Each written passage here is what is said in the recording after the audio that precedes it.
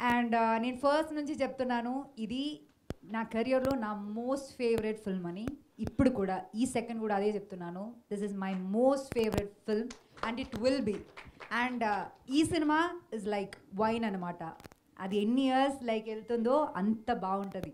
So that is what I feel. And రివ్యూస్లో చెప్పినట్టు Anupama's career's best performance అని రాస్తున్నారు. Thanks for acknowledging that. And ఇంకా ప్రవీణ్కి ఒకటి చెప్పాలి. ప్రవీణ్, అసలు మనం తప్పేమీ చేయలేదు, ఎందుకు తప్పుని అంటున్నారు? ఇప్పుడు ఒక షాప్కి వెళ్తే అందరూ ఒకే సేమ్ శారీ కొంటారా? లేరు కదా, ఒక్కొక్కరికి ఒక్కొక్క కలర్ ఇష్టం ఉంటుంది.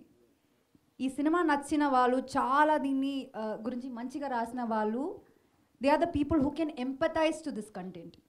అందరికీ లైఫ్లో డిఫరెంట్ ఎక్స్పీరియన్స్ ఉంటుంది, అందరికీ కనెక్ట్ అయ్యే ఇమోషన్స్ వేరేలా ఉంటుంది.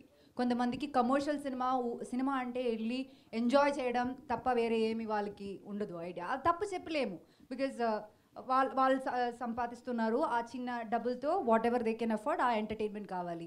కొంతమంది సినిమా వాల్యూ చూసి దాన్ని ఎంకరేజ్ చేస్తారు.